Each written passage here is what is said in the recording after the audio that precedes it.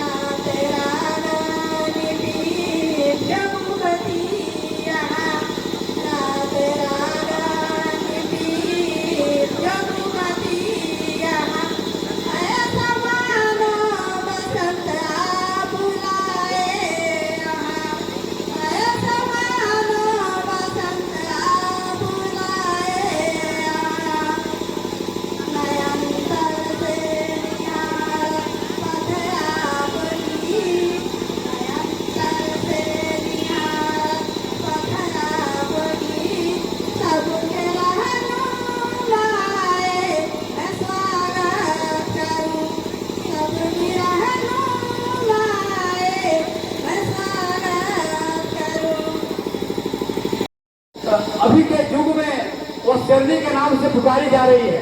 तो आप लोग उसी शेरनी के जिस हिसाब से कल्पना सोरेन इस राज्य के बागडोर संभाल रही है, आप लोग भी बढ़ चढ़ कर आगे आए और डंडई पंचायत प्रखंड को नाम को रोशन करें और आगे बढ़ाने का काम करें।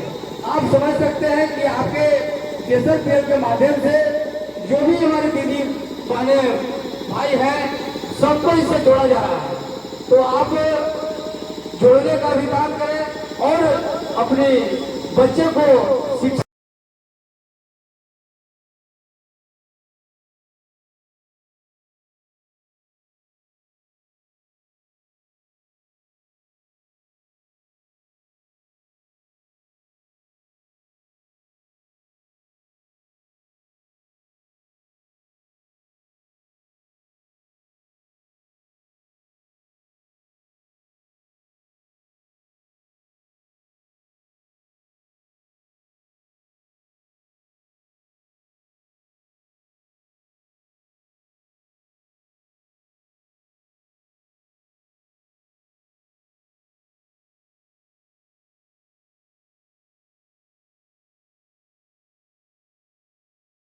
दिक्कत हो रहा है तो उसको आपको देखना पड़ेगा। अगर बैठक आप नहीं कीजिएगा, चर्चा नहीं कीजिएगा तो ऐसे की जो आपका मूल जड़ है, जड़ जिसको बोलेंगे बेसिक, जिसको बोलेंगे ऐसे की।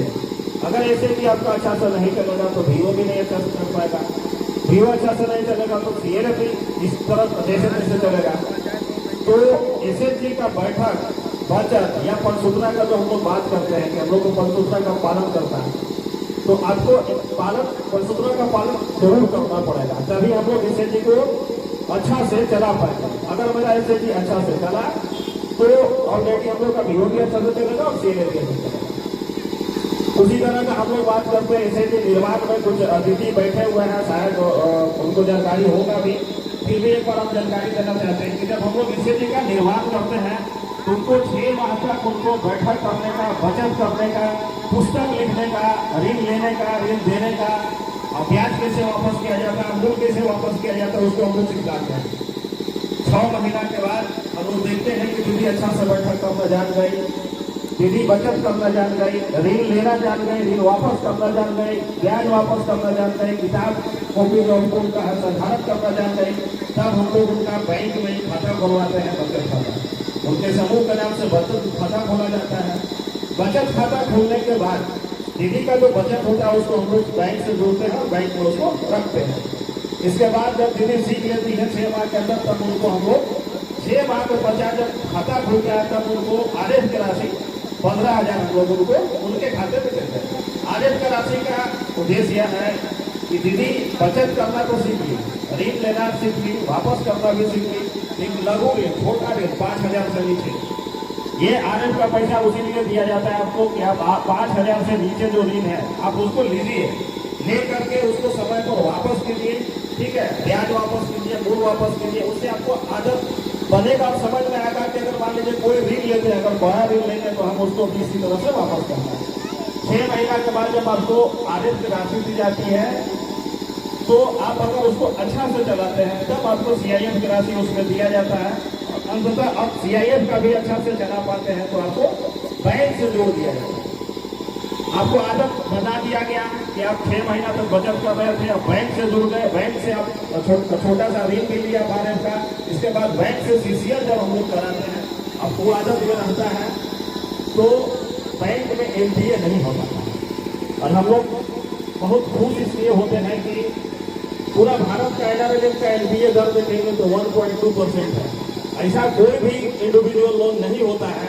अगर हम लोग ब्रांच में बैठेंगे, ब्रांच मैनेजर से बात करेंगे तो ऐसा कोई भी इंडिविजुअल लोन नहीं होगा जिसका एनपीए सबसे ज्यादा ना हो।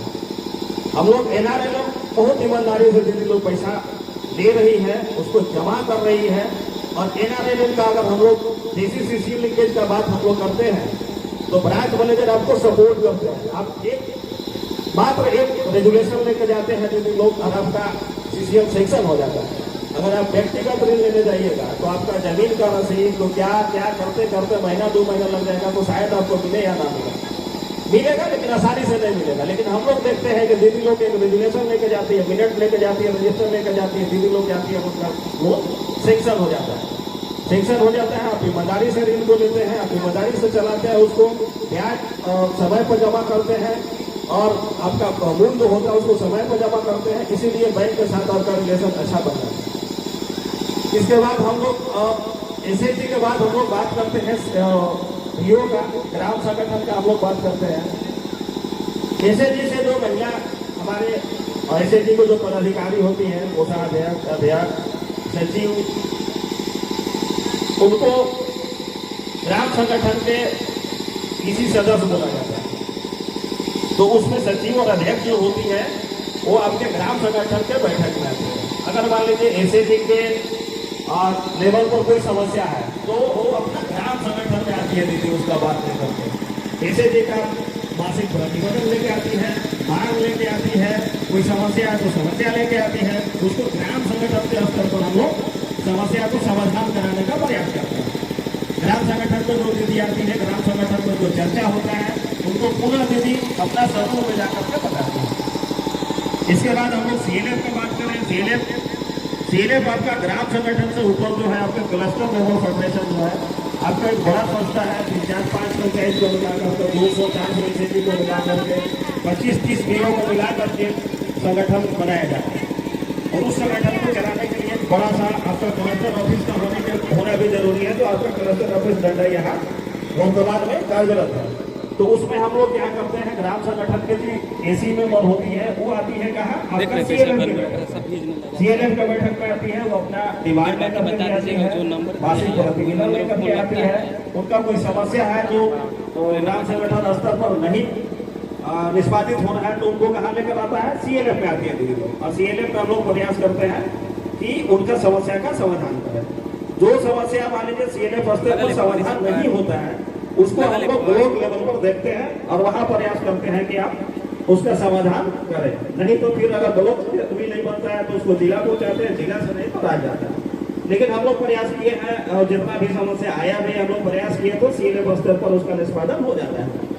तो हम लोग ये एसएसजी वीओ सीएलएफ हम लोग बात कर रहे हैं। आज हम लोग सीएलएफ के वार्षिक आम सभा में उपस्थित भी हुए हैं। बहुत खुशी है कि आप लोग इस कार्यक्रम को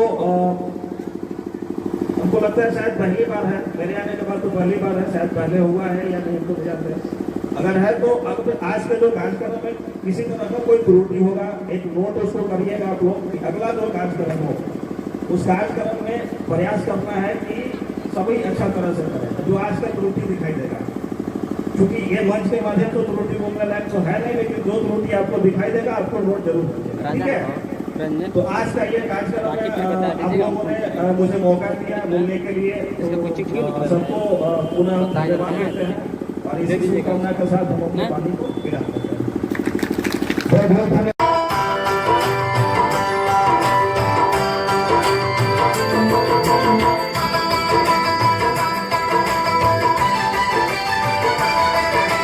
बेटी हूँ मैं बेटी मैं तारा